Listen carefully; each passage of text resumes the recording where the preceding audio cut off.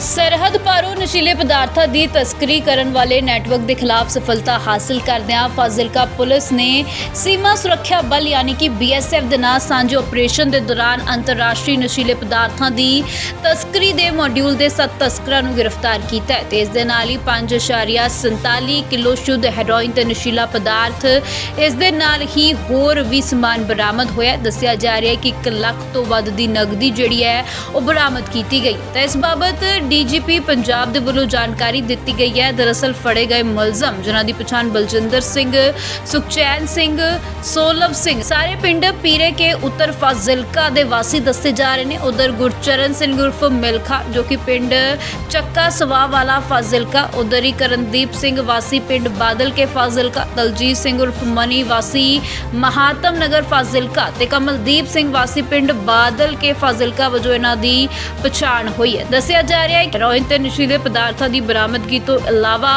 Police टीमां ने उन्हां दे कब्जे दे विचों 40 जिंदा कारतूस, 6 मोबाइल फोन, 8.4 ग्राम सोना ते इस दे नाल ही 68.97 ग्राम चांदी बरामद की है। ते एक हुंडई वरना गड्डी भी बरामद हुई है ते 3 मोटरसाइकिल जब्त किए गए। इस बाबत जानकारी दिंदियां DGP पंजाब गौरव यादव जिन्हां दा कहना है कि मुढ़ली जांच दे विच सामने आया है कि मुलजमां दे विचों ज़्यादातर नौजवान विद्यार्थी ने ਜਦੋਂ ਉਹ ਫੌਜ ਦੇ ਵਿੱਚ ਭਰਤੀ ਹੋਣ ਦੀ ਤਿਆਰੀ ਕਰ ਰਹੇ ਸਨ ਤਾਂ ਉਹਨਾਂ ਦੀ ਕਪੂਰਥਲਾ ਸਥਿਤ ਨਸ਼ਾ ਤਸਕਰ ਕਮਲਦੀਪ ਸਿੰਘ ਦੇ ਨਾਲ ਜਾਣ ਪਛਾਣ ਹੋ ਗਈ ਹੈ ਤੇ ਉਸ ਤੋਂ ਬਾਅਦ ਇਸੇ ਧੰਦੇ ਦੇ ਵਿੱਚ ਸਨ। ਉਹਨਾਂ ਕਿਹਾ ਕਿ ਉਹਨਾਂ ਦੇ ਪੁਰਾਣੇ ਸਬੰਧਾਂ ਦਾ ਪਤਾ ਲਗਾਉਣ ਤੇ ਪਾਕਿਸਤਾਨ ਸਥਿਤ ਨਸ਼ਾ ਤਸਕਰਾਂ ਦੀ ਪਛਾਣ ਕਰਨ ਦੇ ਲਈ ਜਾਂਚ ਕੀਤੀ ਜਾ ਰਹੀ ਹੈ ਤੇ ਇਸ ਮਾਮਲੇ ਦੇ ਵਿੱਚ SSP ਦਾ ਕਹਿਣਾ ਹੈ ਕਿ ਜ਼ਿਆਦਾਤਰ ਮੁਲਜ਼ਮ ਪਹਿਲੀ ਵਾਰ ਅਪਰਾਧਕ ਗਤੀਵਿਧੀਆਂ ਦੇ ਵਿੱਚ ਸ਼ਾਮਲ ਸਨ। ਪਿਛਲੇ 4 ਮਹੀਨਿਆਂ ਤੋਂ ਨਸ਼ਾ ਤਸਕਰੀ ਦਾ ਧੰਦਾ ਕਰ ਰਹੇ ਸਨ। ਪੁਲਿਸ ਨੇ ਮਾਮਲੇ ਦੇ ਵਿੱਚ ਅਗਲੀ ਕਾਰਵਾਈ ਸ਼ੁਰੂ ਕਰ ਦਿੱਤੀ ਹੈ। इस संबंधी दस्सिया जा रहा है कि NDPS एक्ट की धारा 21, 23 ते 29 ते असला एक्ट की धारा 25 के तहत मामला दर्ज किया गया। जिक्रयोग है कि फाजिलका पुलिस ने 19 मार्च 2024 ਨੂੰ आदर्श चोण जाब्ता लागू होने तो बाद हुण तक 22.57 किलो हेरोइन बरामद की है। मैम किस तरह की रिकवरी जो हुई है जी हमारे DGP सर मानयोग गौरव यादव सर ते DIG sir Ranjit Dhillon sir उन्होंने दे सानू सख्त दिशा निर्देश है कि नशा के खिलाफ एक प्रॉपर मुहिम जड़ी हैगी वो चलानी है।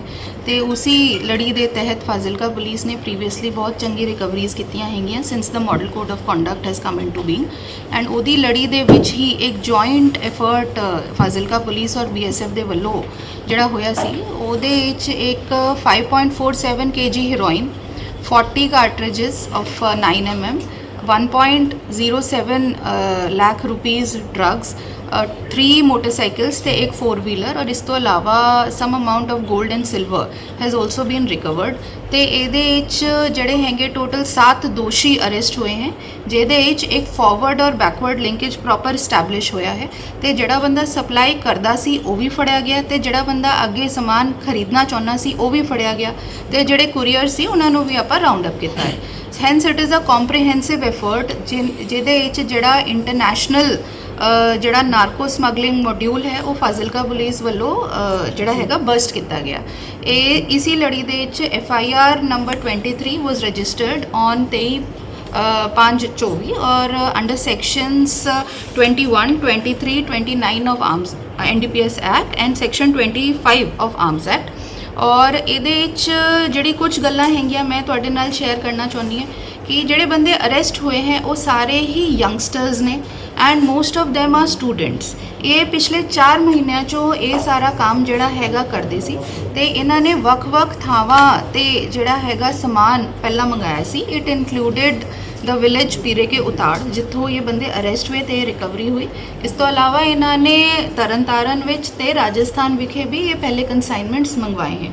ये जिहड़ा सारा कंसाइनमेंट है और 5.47 kg heroin, this is a pure grade heroin and it has been delivered by drones from Pakistan.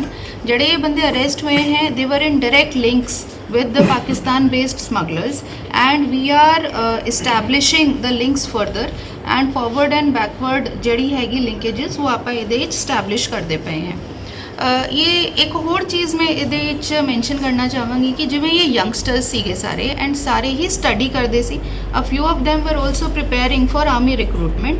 So this is a kind of a caution for the parents as well ਕਿ ਆਪਾਂ ਆਪਣੇ ਬੱਚਿਆਂ ਦਾ ਧਿਆਨ ਰੱਖੀਏ ਕਿ ਉਹ ਕਿਸ ਸੰਗਤ 'ਚ ਚੱਲਦੇ ਹੈਗੇ ਫਿਰਦੇ ਹੈਗੇ ਤੇ ਉਹਨਾਂ ਨੂੰ ਕੋਈ ਇਨਫਲੂਐਂਸ ਤੇ ਨਹੀਂ ਕਰਦਾ ਪਿਆ।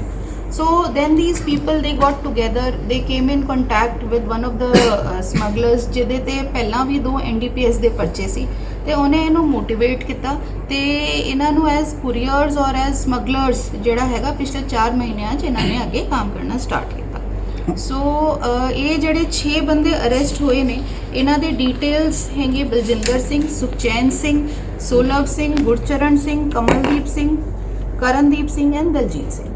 और since the model code of conduct has come into being 16/3/24 तो बाद फाजिलका पुलिस ने हले तक a total of 22 kg heroin 22.5 kg heroin has already been recovered.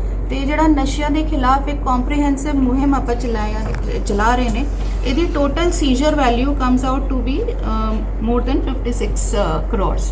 So we have already been doing good work and I would also like to congratulate our BSF counterparts ਜਿਨ੍ਹਾਂ ਨੇ ਹਰ ਇੱਕ operation 'ਚ ਸਾਡੇ ਨਾਲ ਮੋਢੇ ਤੋਂ ਮੋਢਾ ਲਗਾ ਕੇ ਕੰਮ ਕੀਤਾ ਹੈ ਤੇ ਜਿਹੜੇ ਸਾਡੇ ਬਾਰਡਰਸ ਹੈ ਤੇ ਉਹਦੀ ਬੈਕਵਰਡ ਔਰ ਫਾਰਵਰਡ ਲਿੰਕੇजेस ਜਿਹੜੇ ਵੀ ਨੇਫੇਰੀਅਸ ਐਲੀਮੈਂਟਸ ਹੈ ਆਪਾਂ ਉਹਦੀ ਪ੍ਰੋਪਰ ਐਸਟੈਬਲਿਸ਼ਮੈਂਟ ਕਰਾਂਗੇ ਤੇ ਇਹਨੂੰ ਫੜ ਕੇ ਆਪਾਂ ਜੇਲ੍ਹ 'ਚ ਪਹੁੰਚਾਵਾਂਗੇ। ਮੈਮ ਇਹ ਕੰਮ ਕਿਵੇਂ ਕਰਦੇ ਸੀਗੇ, ਕਿਸ ਤਰ੍ਹਾਂ ਦੇ ਨਾਲ ਨੈਟਵਰਕ ਕੰਮ ਕਰਦਾ ਸੀ? देखिए ये 5 बंदे सी जेडे students who came together and then they got in touch with a person Kamaldeep Singh जिते पहले पुराने 2 पर्चे ने सदर कपूरथला च और वो जेल च भी रहा हुआ है। ਉਹਦੇ ਨਾਲ ਜਦੋਂ ਇਹਨਾਂ ਦਾ ਟਾਈ ਅਪ ਸਟੈਬਲਿਸ਼ हुआ ਤੇ ਇਹਨੇ ਇਹਨਾਂ ਦਾ ਟਾਈ ਅਪ ਕਰਾਇਆ 2 smugglers who are based out of India ਔਰ ਉਹ ਫਿਰ ਡਰੋਨ ਰਾਹੀਂ ਕਨਸਾਈਨਮੈਂਟਸ ਮੰਗਾਉਂਦੇ ਸੀ। ਮੈਮ ਗੱਲਬਾਤ ਕਿਵੇਂ ਹੁੰਦੀ ਸੀਗੀ ਪਾਕਿਸਤਾਨ ਨਾਲ, ਕੋਈ ਲਿੰਕ WhatsApp ਤੇ ਹੁੰਦਾ ਸੀਗਾ ਜਾਂ ਕਿਸ ਤਰ੍ਹਾਂ? ਉਹ ਸਾਰੀ ਜਿਹੜੀ ਟੈਕਨੀਕਲ ਗੱਲਾਂ ਹੈ ਉਹ ਮੈਂ ਪਬਲਿਕਲੀ ਤੁਹਾਡੇ ਨਾਲ ਸ਼ੇਅਰ ਨਹੀਂ ਕਰ ਪਾਵਾਂਗੀ because that is sensitive information but yes we have established a forward linkage ਜਿਹਨੂੰ ਕਹਿੰਦੇ ਆ ਯਾਨੀ ਕਿ ਜਿਹੜਾ ਬੰਦਾ ਇਹ ਕਨਸਾਈਨਮੈਂਟ ਪਿਕਅਪ ਕਰਨ ਆਇਆ ਸੀ ਤੇ ਅੱਗੇ ਵੇਚਣਾ ਚਾਹੁੰਦਾ ਸੀ ਉਹਨੂੰ ਵੀ ਆਪਾਂ ਅਰੈਸਟ ਕੀਤਾ ਹੈ ਤੇ ਜਿਹੜਾ ਬੈਕਵਰਡ ਹੈ ਜਿਹਨੇ ਐਕਚੁਅਲੀ ਇਹ ਟਾਈ ਅਪ ਕਰਾ ਕੇ ਇਹ ਕਨਸਾਈਨਮੈंट ਅਰੇਂਜ कराया सी ਉਹਨੂੰ भी ਆਪਾਂ ਅਰੈਸਟ ਕੀਤਾ ਹੈ। जो स्टूडेंट है ये सिर्फ कोरियर के तौर पे होती है या कोई इस तरह के एक्सक्यूज पकड़े जाते हैं उन पर कई मुकदमे दर्ज होते हैं। ये आम धारणा है कि मुकदमे दर्ज होते रहते हैं और वो बाहर आते रहते हैं फिर उसी काम में वो लिप्त हो जाते हैं। तो कहाँ ये कमी रह रही है, पुलिसिंग में कमी रह रही है या कहीं कानून में कमी रह रही है कि वही लोग 10-10 मुकदमे दर्ज? पिछली बार जब एक प्रेस कॉन्फ्रेंस हुई थी उसमें उस पर 10 मुकदमे दर्ज थे, सेम एक्ट में थे, लेकिन फिर भी उनकी जमानत हो जाती है। ये जो 7 बंदे हमने पकड़े हैं इनमें से 6 जो है वो फर्स्ट टाइमर्स हैं। So I hope this answers your question कि we are the first ones to catch them. ये पिछले 3-4 महीने से इन्होंने काम करना स्टार्ट किया and then with this consignment Fazilka police की ये एक बड़ी अचीवमेंट है अलॉन्ग विद द BSF कि हमने इनको भी पकड़ा। दूसरी चीज़ जैसा मैंने कहा कि पेरेंट्स के लिए ये एक कॉशनरी एक एग्जाम्पल भी है कि हम अपने बच्चों की कंपनी पर थोड़ा ध्यान रखें कि कहीं कोई वो इन्फ्लुएंस तो नहीं हो रहे हैं, specially in the age of social media. वो कहाँ जा रहे हैं, किससे बात कर रहे हैं, उनका हमें एक बहुत स्ट्रिक्ट जो है ध्यान रखने की बहुत ज़्यादा ज़रूरत है। मैम जो से ये खेप बरामद हुई है ये कल आई है या इससे पहले की है या इन्होंने रखी हुई थी कहीं पर? जी एज आई अगेन सेड कि ये जो पूरा कंसाइनमेंट है ये हमने रिकवर किया along with all the accused who were involved in it और ये ड्रोन डिलीवरीज हैं, ड्रोन के थ्रू ये मंगाई गई है।